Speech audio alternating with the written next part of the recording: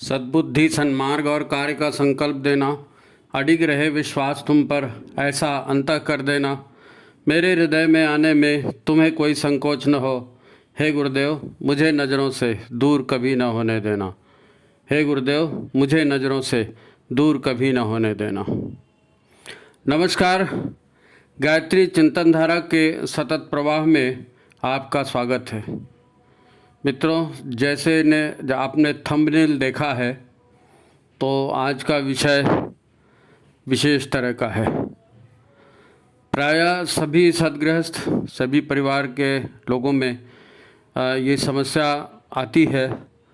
लोग कहते नहीं हैं, चर्चा ज़्यादा इसकी होती नहीं है, बदनामी का डर लगता है, लोग क्या कहेंगे, ऐसा वैसा बहुत सारी बातें होती हैं। लेकिन कई दिनों से इसके लिए दबाव था कि इस विषय पर कोई वीडियो बनाया जाए। तो समस्या जुनैन है ना, इसका समाधान होना चाहिए। तो आप इसको मिस मत करिए, इस वीडियो को, और शुरू से आखिरी तक देखिए, क्योंकि इसके एक एक लाइन बड़ी महत्वपूर्ण है। क्या है, दुनिया का अस्तित्व जो है ना, दो खंभों पर टिका है। एक है राम और दूसरा है काम। राम जो घट घट में व्याप्त परमात्म सत्ता है ना, लोग इनकी उपासना करना चाहते हैं, परंतु शिकायत यही रहती है कि मन नहीं लगता। और दूसरा है काम। काम जो जीवन की आधारभूत शक्ति है, जिसके आधार पर संसार चल रहा है, और जो हमारे मन को कभी भी आंदोलित करके बेचैन कर देता है। हम उससे पीछा छुड़ाना भी चाहें तो यह भी सफल जनरली होता नहीं है। जब बार बार कातर शब्दों में ये कहा गया कि मैं बहुत परेशान हूँ और अपनी काम वासना से मुक्ति चाहता हूँ, तो यह प्रार्थना चैनल से नहीं थी, यह मार्गदर्शन हमारे गुरु सत्ता से था। तो यह मांग जायज़ थी और इसका समाधान अब किया जा रहा है। फिर मन में संकोच भी था कि सेक्स विषय पर चर्चा की जाएगी तो बहुत से विघ्न संतोषी तत्व हैं जो देखते ही रहते हैं, पीछे पड़ जाएंगे, जीना हराम कर देंगे। न जाने आप क्या क्या विशेषण देकर संबोधित करेंगे, बुलाएंगे, समाज में काम करना मुश्किल कर देंगे, क्योंकि लोग गहराई में जाते नहीं हैं, ऊपरी ऊपरी बातों को लेकर बवाल मचाना शुरू कर देते हैं। अब डर के भी काम नहीं चलेगा ना, जुनैन समस्या है और साधकों के लिए तो प्रमुख है ये। तो अर्जी माता जी के सम्मुख रख दी। फिर जवाब यही आया कि विचार क्रांति अभियान है। लोगों के पीड़ा पतन के कारणों का निवारण करने के लिए सामने वाला कहाँ जाएगा, कहाँ जाएगा, कौन उसका उचित मार्गदर्शन करेगा। उसकी समस्या स्वाभाविक है, उसे समाधान दिया ही जाना चाहिए। तो एक अनुरोध है, विषय को पूरी गंभीरता से समझने का प्रयत्न करेंगे, बाद में अपनी प्रतिक्रिया दें। तो ठीक है, आज के इस चर्चा की शुरुआत करते हैं। पहले विषय के विस्तार को हमें समझना है। काम एक नैसर्गिक प्रवृत्ति है। बड़े बड़े देवी देवता, ऋषि, महर्षि सभी की संतानें हुई हैं। काम की यह मूल प्रवृत्ति न होती तो हमारा और आपका जन्म ही नहीं होता। जैसे धन्वंतरी स्वास्थ्य के देवता हैं, कुबेर धन के देवता हैं, श्री गणेश विद्या के देवता हैं, वैसे ही काम भी महत्वपूर्ण है और यह विभाग कामदेव के पास है। एक कथा प्रचलित है, दक्ष प्रजापति, उनकी पुत्री सती की कथा सभी जानते हैं उसको। किस प्रकार उनके द्वारा, दक्ष प्रजापति के द्वारा यज्ञ संपन्न किया गया और जानबूझकर अपने दामाद भगवान शिव का उसमें अपमान किया। उसे माता सती सहन नहीं कर सकी और उसने यज्ञ कुंड में कूदकर अपना प्राणांत किया। फिर शिव जी आए, उनका शव देखकर तांडव करने लगे। उन्हें बहुत दुख हुआ और उनके तांडव से सारी दुनिया त्रस्त हो गई। तो कथा कहती है कि विष्णु भगवान ने ये देखा और किसी तरह से तांडव रोकने का कोई उपाय उनको नहीं सूझा, तो उन्होंने माता सती के जो है शव के टुकड़े अपने सुदर्शन चक्र से कर दिए। हम जानते हैं जहाँ जहाँ वो शव के टुकड़े गिरे, वहाँ वहाँ जीवंत जागृत शक्तिपीठ आज भी हैं। उन्हीं में से एक शक्तिपीठ है, उसको कहते हैं कामाख्या। कामाख्या शक्तिपीठ ये असम में है और ये वो स्थान है जहाँ माता सती की योनि गिरी थी। वहाँ योनि की पूजा की जाती है क्योंकि वो माता का अंग है, पवित्र अंग है। आज भी उस योनि से मासिक स्राव होता है। बड़ा जीवंत जागृत वो केंद्र है, हमारी धरती का सबसे बड़ा केंद्र है, वो तंत्र साधना का सबसे बड़ा केंद्र है। आप कहेंगे बात काम वासना के नियंत्रण की थी, तो ये बातें करने का क्या उद्देश्य है? तो भाई, रज और वीर्य, योनि और लिंग, ये प्रचंड शक्ति के स्रोत हैं। लिंग और योनि के स्राव हैं, सार तत्व हैं रज और वीर्य। ये दुर्लभ तत्व हैं जीवन के हमारे, है नी। नारी का नारीत्व और पुरुषों का पौरुष, इन्हीं से नारी और पुरुष को सम्मान मिलता है ना। ये पहचान बनती है। एक बांझ स्त्री है या एक नपुंसक पुरुष है, उसको कितना सम्मान मिलता है समाज में। ऐसा मत सोचना कि यहाँ की बात को घुमाया जा रहा है, ना, बिल्कुल नहीं घुमा रहे हैं, ना, बिल्कुल नहीं। यह बात हम बताने की कोशिश कर रहे हैं। अगर उदाहरण देना है तो मैं यहाँ कहूँगा कि जैसे आज परमाणु बम को लोगों ने एक फैशन बना दिया है। लोग, हर देश अपने आप में नहीं, हम तो शक्ति संपन्न है, परमाणु संपन्न है, अपना वर्चस्व दिखाते हैं उसके माध्यम से। तो ऐसा ही कुछ खिलवाड़ बना दिया लोगों ने परमाणु बम को। बहुत ताकत है परमाणु बम में, और सेक्स में भी बहुत ज़्यादा ताकत है, और उसको भी लोगों ने खिलवाड़ बना दिया है, फैशन बना दिया है नी। क्या क्या नहीं होता इसको लेकर युवक युवतियों में, परिवार में और समाज में। सब के सब क्या करते हैं सबको मालूम है, बोलता कोई नहीं। समस्या की जड़ क्या है? समस्या की जड़ है वह इंद्रिय सुख जो काम क्रीड़ा के समय महिला या पुरुष अनुभव करते हैं। और भी अनेक महत्वपूर्ण बातें हैं, परंतु वो महत्व फिर परिवार, संस्था या समाज के संदर्भ में है। यहाँ हम उन पर चर्चा नहीं करेंगे। हम यहाँ पर चर्चा करेंगे इंद्रिय सुख के महत्व को समझें हम। और ये महत्व सभी में व्याप्त है, कीट पतंग, पशु पक्षी, है नी, सभी प्राणियों में, सभी के जीवन में ये देखा जाता है। अब पशुओं में शिष्टाचार होता है, मनुष्य एक मर्यादा संपन्न प्राणी है नी। अगर यहाँ शक्ति लगती है ना तो जीवन चलता है नी। इसीलिए उसका आकर्षण है, भगवान ने उसमें आकर्षण बनाया है नी। ये प्रकृति की व्यवस्था है। पर हाँ, सेक्स ऐसी चीज़ है कि इसका आकर्षण ज़बरदस्त है, क्योंकि इसके पीछे दायित्व भी जुड़ जाता है। अगर वो बच्चे को पालना, पोसना, बड़ा करना, प्रसव करना, ये अगर ये दर्द है तो उस दर्द के साथ में झुंझुना भी एक होना है ना, आनंद। चलो भाई आनंद दे देते, बाद में झुंझुना, बाद में भुगतो, है ना। तो वो दोनों का एक संतुलन है, दुनिया उसी से चल रही है, इसमें बुरा कुछ भी नहीं है। हमारे समाज और संस्कृति के जो निर्धारक ऋषि रहे हैं, है ना, जिन्होंने ज्ञान विज्ञान दिया समाज को, है ना, समाज या देश पर पड़ने वाले प्रभाव को, है ना, व्यक्ति के जीवन, पारिवारिक जीवन और व्यक्ति के स्वास्थ्य और इन सब का प्रभाव उन्होंने देखकर जानकर, है ना, मनुष्य की बेहतरी के लिए उन्होंने काम को मर्यादा में रखने के उपाय किए थे। परिवार तंत्र उसी में शामिल है, परिवार तंत्र भी उसी मर्यादा का भाग है ना। आधार वही है अनुशासन का, क्या? त्याग और भोग का संतुलन। भोग ज़्यादा होगा तो परेशानी होगी, और पूरा त्याग देंगे तो संसार ही खत्म हो जाएगा ना। तो वो जो फार्मूला है ना, तेन त्यक्तेन भुंजिता, तो सेक्स का उपयोग भी उसी आधार पर किया है, त्याग और भोग का संतुलन बनाते हैं। तो फिर अब तक संस्कार, विवेक, बुद्धि जागृत है, स्त्री पुरुषों में आपसी तालमेल है ना, तब तक कोई समस्या नहीं है। लोग अपने कुल खानदान, माता पिता पर गर्व करते हैं, क्योंकि उनके कुल खानदान में माता पिता ने इस मर्यादा का पालन किया है, इसको ईश्वरीय व्यवस्था मानकर जिए हैं, उसका सम्मान किया है।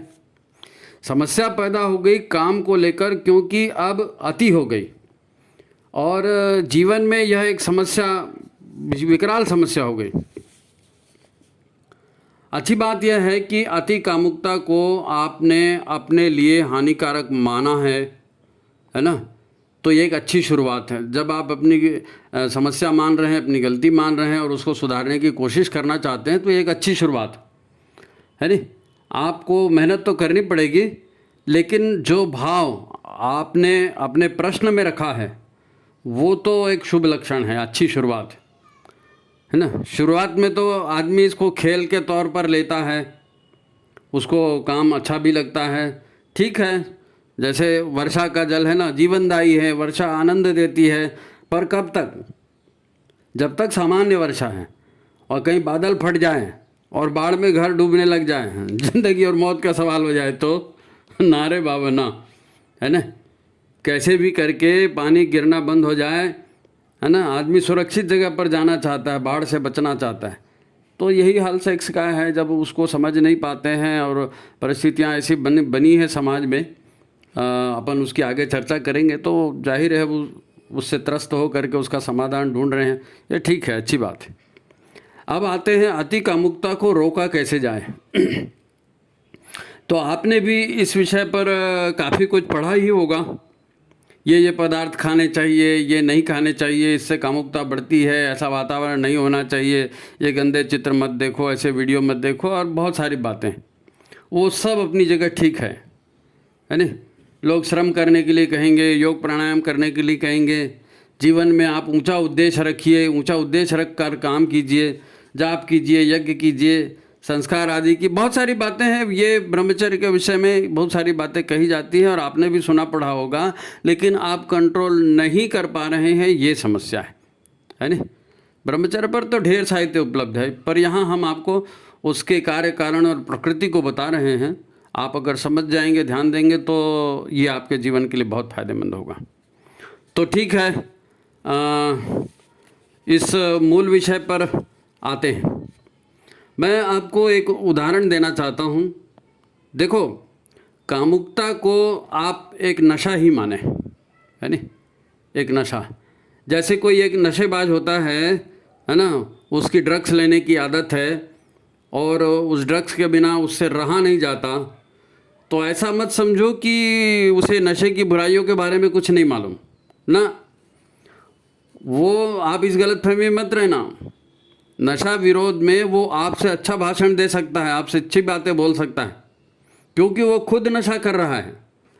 आप उसे हजार समझाइए, अमुक नशा करने से उसमें ऐसे रसायन होते हैं, ऐसे केमिकल होते हैं, वो शरीर को ऐसा ऐसा नुकसान पहुंचाते हैं, अमुक साइंटिस्ट ने ये कहा, अमुक विषय पर यह शोध हुई। आप सारी ज्ञान की बातें उसको बता दीजिए, सब ज्ञान उसको बता दीजिए आप।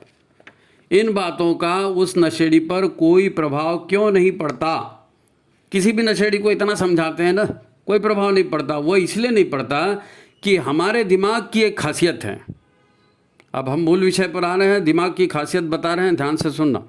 हमारे दिमाग की एक खासियत है, ईश्वर ने हमारे दिमाग को ऐसा बनाया है कि हमारा दिमाग तनाव नहीं चाहता, तनाव उसे पसंद नहीं है, दुख नहीं चाहता, दुख हमारे दिमाग को पसंद नहीं है नहीं। जहाँ दुख की संभावना दिखती है, दर्द की संभावना दिखती है, वो वहाँ से हट जाना चाहता है।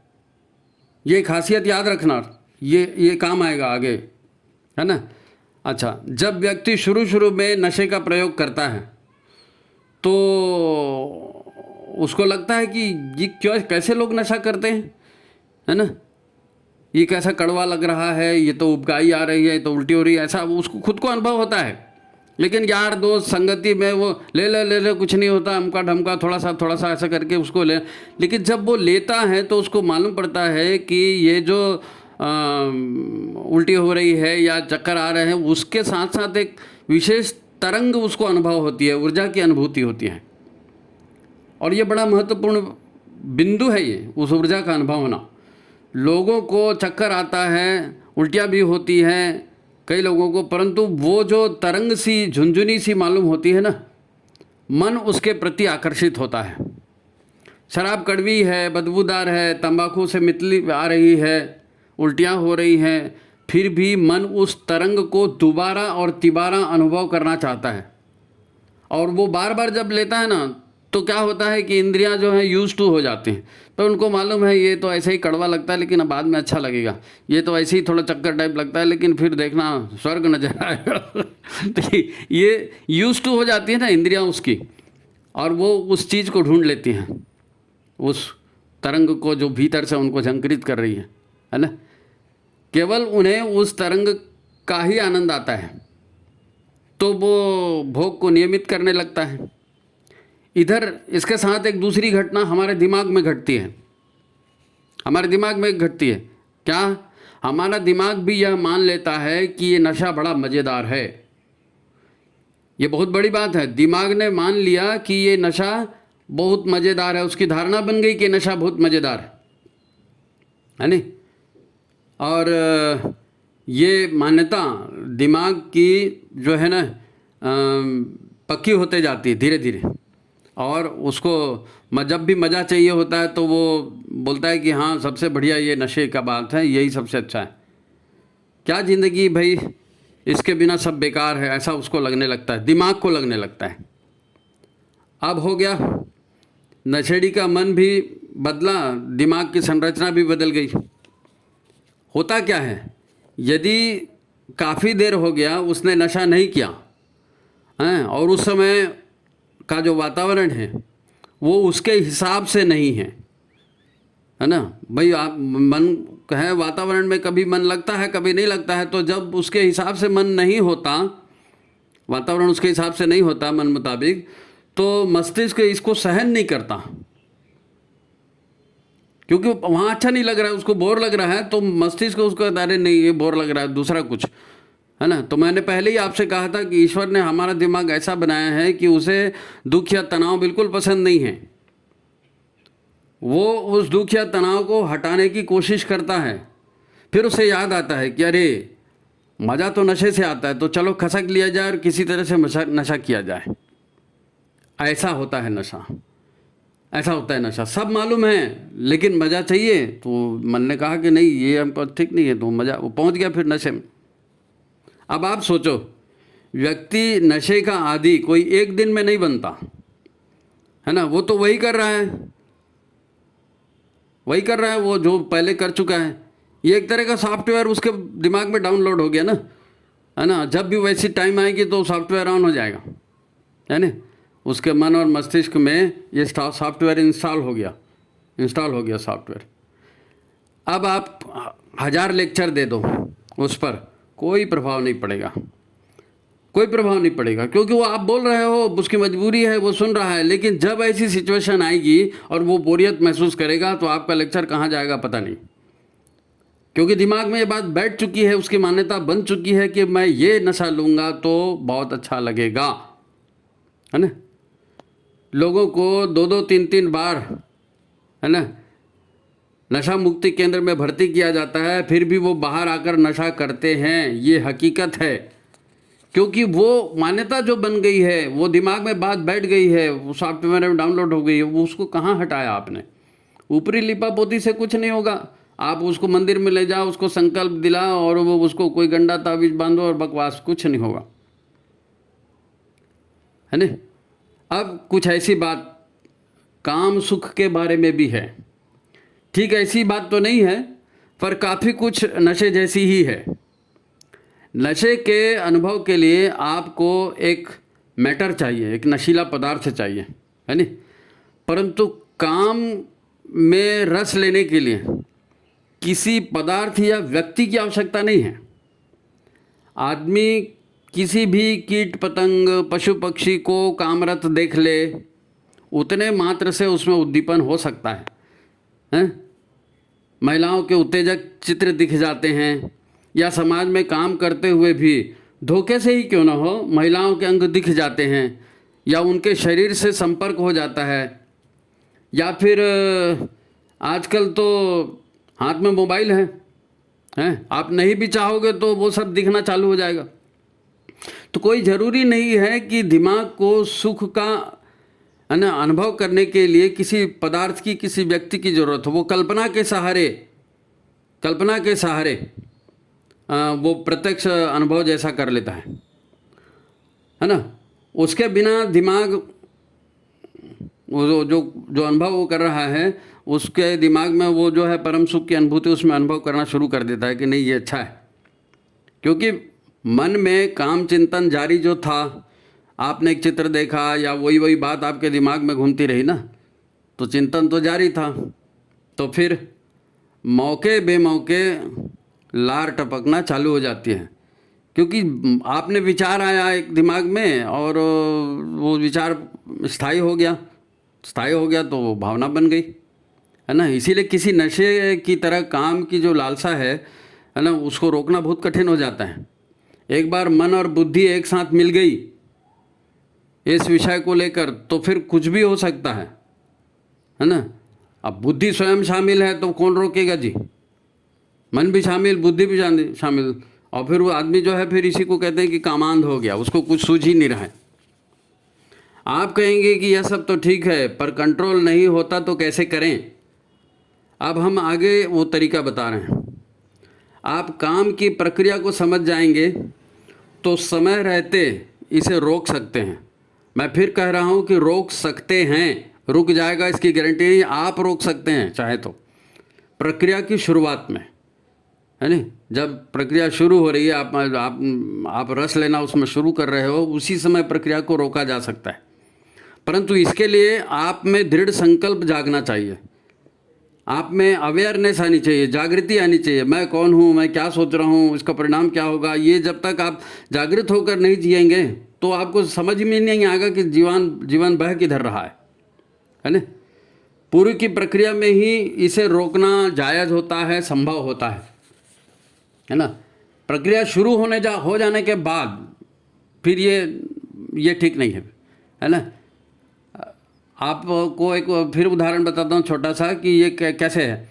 मिलिट्री में बम वर्षक विमान होते हैं ना, बम वर्षक जहाज़।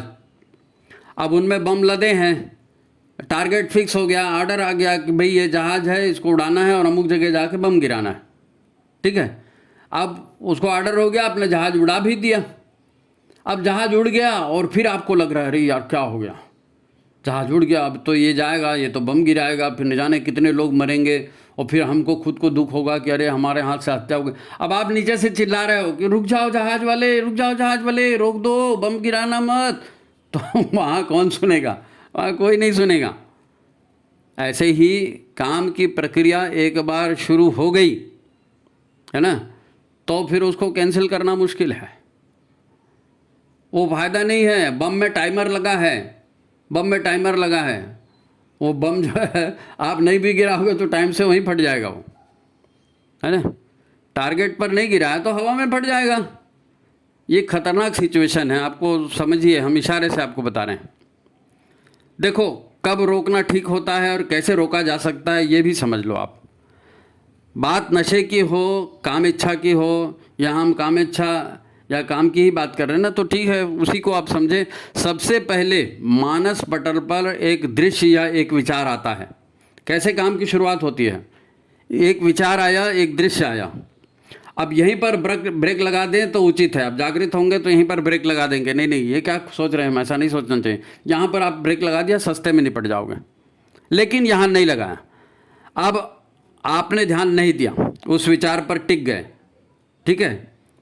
तो उस कल्पना में ही आप रोमांचित हो रहे हैं। तो ऐसे में आंतरिक शक्ति का जो विज्ञान है, जिसके आधार पर मन काम करता है नहीं, मन के साथ प्राण शक्ति जुड़ती है ना, तो प्राण शक्ति जुड़ जाएगी और आप उसमें रस लेते रहेंगे तो वही विचार भावना में बदल जाएगा, भाव में बदल जाएगा। विचार में प्राण मिल गए तो भाव बन गया, भाव हो गया मतलब उसको फिर क्रियान्वित होना है नहीं। अब प्राण युक्त विचार या भाव, इसकी बहुत बड़ी विशेषता है। जैसे जैसे है ना मन जो है उस विचार पर टिकते जाएगा, प्राण उससे जुड़ते जाएगा, भावना तीव्र होते जाएगी, तो ये ऊर्जा तरंगे आसपास के वातावरण को भी तरंगित कर देती हैं।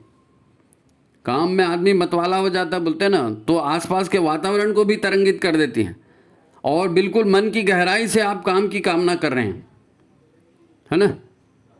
तो मन में तो नाना प्रकार की कल्पनाएं उभरती हैं। अब हमारे आसपास अनेक अशरीरी जीवात्माएं भी भटक रही हैं।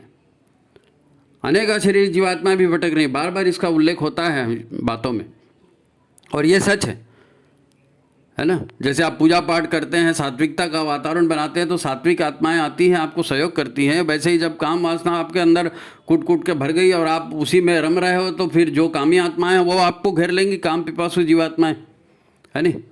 और वो कामना पूर्ति के लिए ही तो भटक रही थी ना, उसमें आपने भावना की, वो भावना अंतरिक्ष में हवा में लौटने लगी, तो जिनको जिनको कामना का रस लेना था वो सब जुड़ गए वहाँ पे।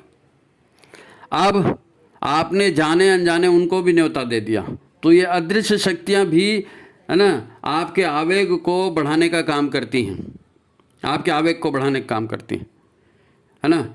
ये अंतिम सीमा रेखा है। यहाँ पर यदि आपका विवेक जाग गया और आप ब्रेक लगा सकते हो, तो ये दूसरी घंटी है, यहाँ पर आप ब्रेक लगा लो। इसके आगे फिर कोई भी ताकत काम नहीं करेगी, कोई भी ताकत काम नहीं करेगी। क्यों? ये भी समझ लें कि ये संसार ही नहीं, हमारा अस्तित्व भी प्रकृति और प्राण ऊर्जा का ही खेल है। प्रकृति और प्राण ऊर्जा का ही खेल है।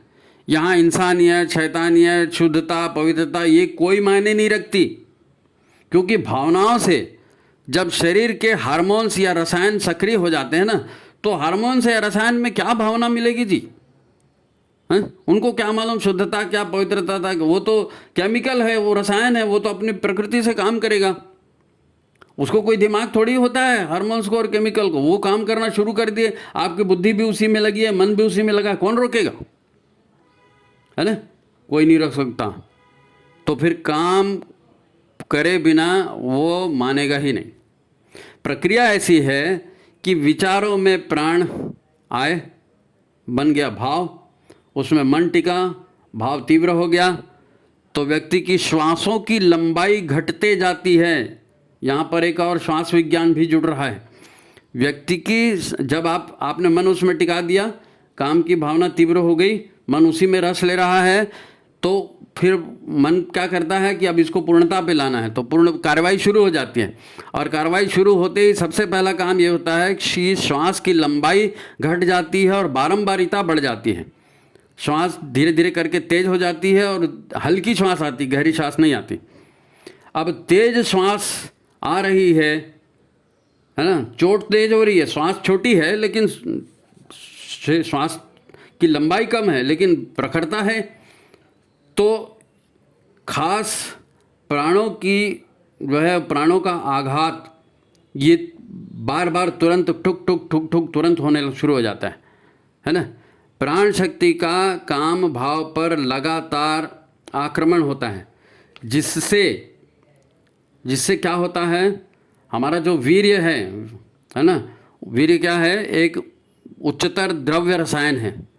वीर्य उच्चतर द्रव्य रसायन है जो तेजस को अपने आप में घोले हुए है। तेजस को वीर्य अपने आप में घोला हुआ है। अच्छा, ये तेजस माने क्या? तेजस माने ऐसा समझो कि आपने अपने आहार से, विहार से, साधना से जो भी प्राण शक्ति एकत्रित करके रखी है, उसका कंप्रेस्ड रूप, उसको कंप्रेस करके, वो सारे तेज को कंप्रेस करके कहाँ डाल दिया गया है? वीर्य में। यही प्राण शक्ति युक्त द्रव्य शरीर के जो क्या कहना चाहिए उसको, शरीर के भीतर जो शुक्राणु बनते हैं, उन शुक्राणुओं को बलवान बनाता है।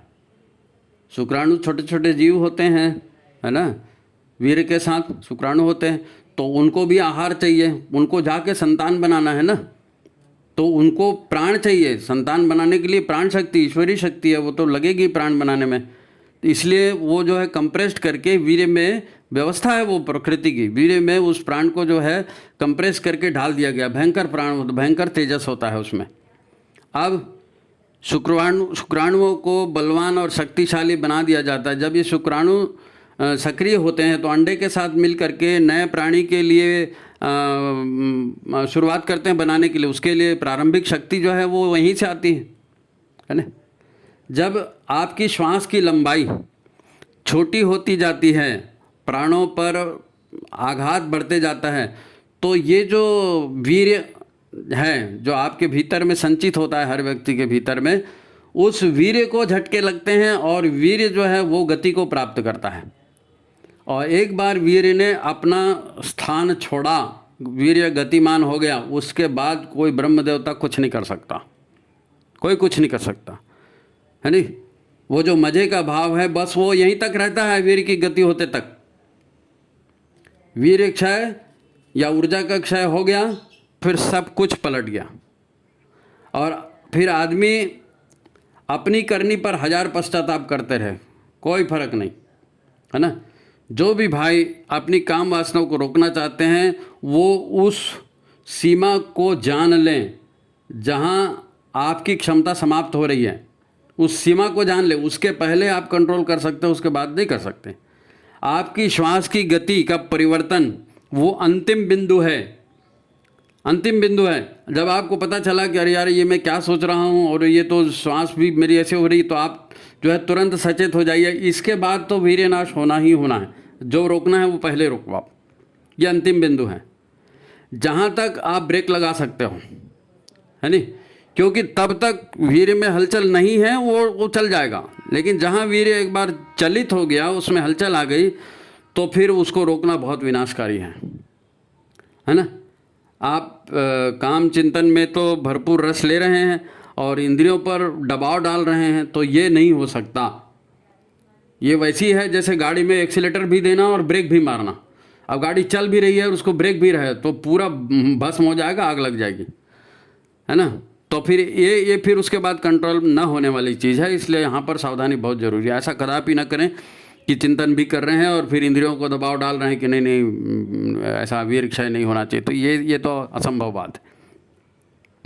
अब ये है पूरा पूरा सच और पूरी पूरी कार्रवाई जो हमारे भीतर होती है। हमारा मन, हमारी श्वास, हमारे प्राण, हमारी चेतना, हमारे वीर्य, इसकी गति क्या होती है ये आपको बताया, है ना। अब आप तामसिक आहार मत लो, तामसिक संगत में मत रहो, ज़्यादा मोबाइल में इधर उधर की चीज़ें मत देखो, ये जितनी भी प्रासंगिक बातें हैं, है ना, इनसे भी नियंत्रण होता है, इनसे भी नियंत्रण होता है ना। एक सात्विक माहौल बनाना ये आपके हाथ में है, आप चाहें तो कर सकते हैं। ये सब पूर्व की तैयारियां, पूर्व में सचेत होने की बात, और ये आपको करना ही पड़ेगा। अगर आपको जो है कामुकता से मुक्त होना है, वीर्य क्षय से बचना है, तो ये जो पूर्व की तैयारी है इनको आपको करना पड़ेगा। एक बार गाड़ी स्टार्ट हो गई तो नहीं रुकेगी, ठीक है। ये बेसिक बात है, इसको याद रखें।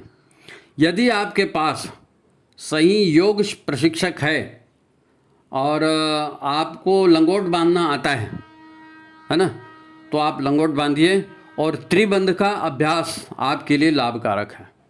त्रिबंध का अभ्यास, है ना, बंध लगाते हैं ना, तो त्रिबंध से क्या होता है, ये प्राण शक्ति को मूलाधार चक्र से ऊपर उठाने में आपकी मदद करता है। ये योग की प्रक्रिया है त्रिबंध। तो प्राण शक्ति है आपकी, और प्राण शक्ति संचित हो गई है और उसको यदि आप कार्य नहीं देंगे तो फिर वो इधर उधर लगेगी ना। तो प्राण को एंगेज किया जाता है, काहे से, योग के माध्यम से, और मूलाधार चक्र से उसको ऊपर उठा करके अपनी आत्मचेतना का विकास करने में प्राण काम आता है। तो त्रिबंध यानी मूलबंध, जालंधर बंध और उड्डयन बंध, ये तीन बंध एक साथ लगाते हैं, इसको त्रिबंध कहते हैं। पर इसमें सावधानी बहुत ज़रूरी है। त्रिबंध ऐसी नहीं कि आप जोश जोश में आ गए और चालू कर दिए त्रिबंध, नहीं। जब आप श्वास को पूरा बाहर फेंक कर पेट और अतड़ियों को ऊपर खींचते हैं तो आपकी गोलियों में दर्द नहीं होना चाहिए, आपकी गोलियों में दर्द नहीं होना चाहिए, नहीं तो समझ लो कि बात गई, सत्यानाश हो गया, है ना। तो त्रिबंध का अभ्यास सावधानी से करना है, लंगोट बांध कर करना है, धीरे धीरे करना है। एकदम से मैं आज ही क्या पूरा निष्णांत हो जाऊंगा त्रिबंध में, ऐसा नहीं है। धीरे धीरे करिए, धीरे धीरे अभ्यास करिए, गोलियों में दर्द नहीं होना चाहिए, इसका ध्यान रखें। यदि आप जो है अभ्यास को कराने वाला कोई योग्य आपके पास है तो करिए, है नहीं, अपने मन से जोर लगा के अंट संट मत कर देना। दूसरी बात ये बात हुई प्राण ऊर्जा को रचनात्मक कार्यों में लगाने की। रचनात्मक कार्यों में लगाओगे तो इधर उधर नहीं लगेगा ना। दूसरी बात ये कि हर दृश्य, हर बात तो आपके कंट्रोल में नहीं होती। आप समाज में रहते हैं ना, हर दृश्य, हर बात आपके कंट्रोल में नहीं होती। अचानक बहुत सारी परिस्थितियां सामने आ जाती हैं। फिर आदमी कितनी भी तप साधना कर ले, योग प्राणायाम करे, है ना, एक विश्राम का समय भी तो आता है ना लाइफ में, एक विश्राम का समय भी आता है। उस समय कोई कामुक विचार मन में आ गया और स्वाभाविक रूप से मन को मनोरंजन चाहिए, तो स्वाभाविक रूप से मन अगर उस पर टिक गया तो याद रखो, हर श्वास के साथ मनोभाव भी बदलता है। आपके लिए यहाँ पर आशा की किरण है। हर श्वास के साथ आपका मन चंचल होता है, वो तो भटकते रहता है ना। तो एक बार विचार उसमें आ गया तो आपके लिए गुंजाइश है कि अगली श्वास में शायद जो है मन बदल जाए। जैसे ही आपकी चेतना जागेगी, अरे ये मैं क्या सोचने लगा, तो तुरंत अपनी श्वास की गति में आप परिवर्तन लाइए।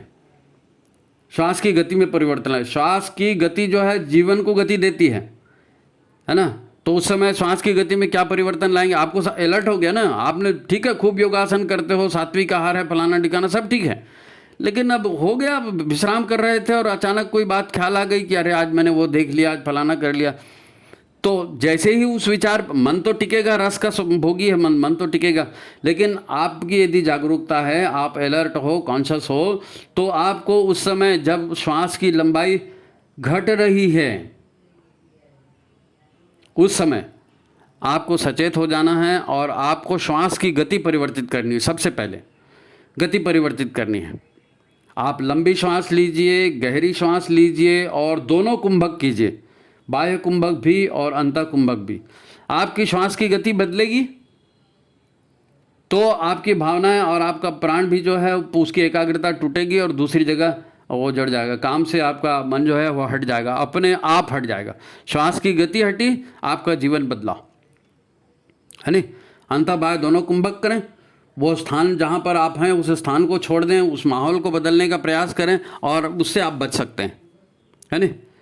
बाकी ब्रह्मचर्य पर जो है अपने यहाँ इतना कुछ कहा गया है, इतना कुछ बोला गया है, हम यहाँ उसको रिपीट नहीं करना चाहते। हम जो आपको विशेष बात बताना चाहते थे वो हमने अभी आपको बताई, है ना। हाँ, एक बात और है कि हम अभी पुरुषों के संबंध में ही चर्चा की है हमने, है ना। वैसे इसमें की अधिकांश बातें हैं मनुष्य होने के नाते पुरुषों को भी लागू होती है, महिलाओं पर भी लागू होती है, लेकिन फिर भी जो है महिलाओं की जो है रचना और उनकी प्रकृति पुरुष से भिन्न है ना।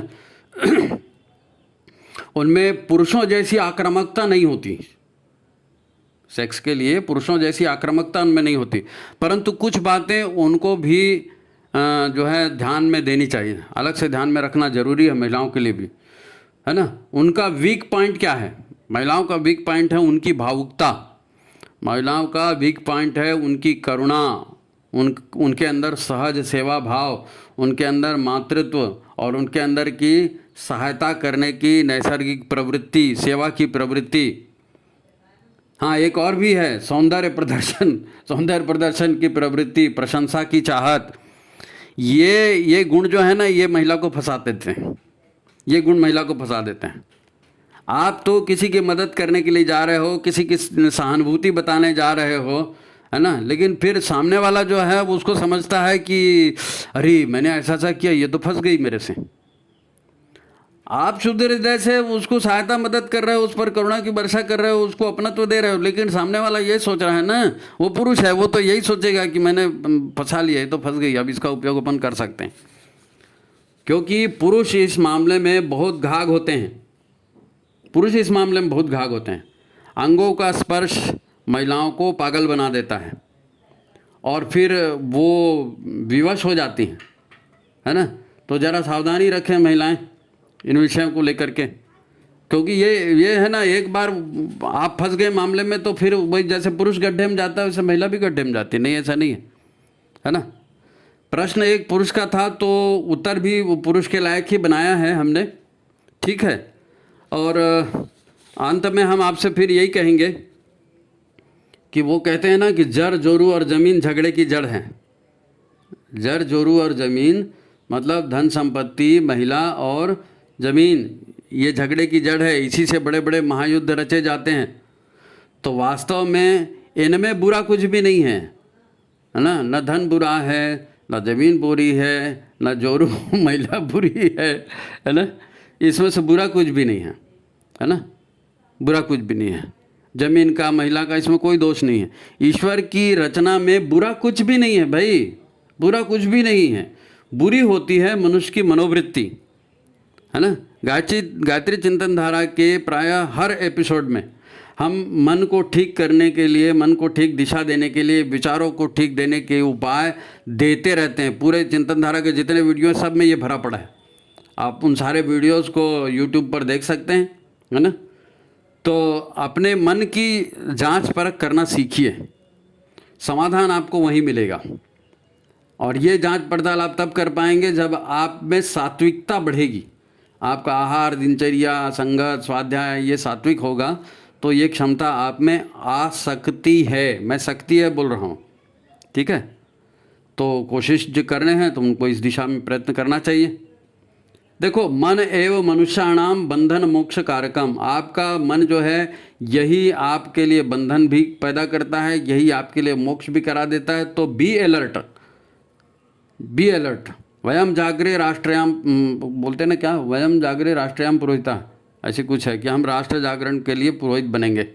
तो राष्ट्र जागरण में आत्म जागरण भी आता है ना, यानी संयम। उसके बिना संयम कैसे होगा, बिना जागरण के। हाँ, एक बात और, सतयुग आएगा ये बोलना बंद कर दो।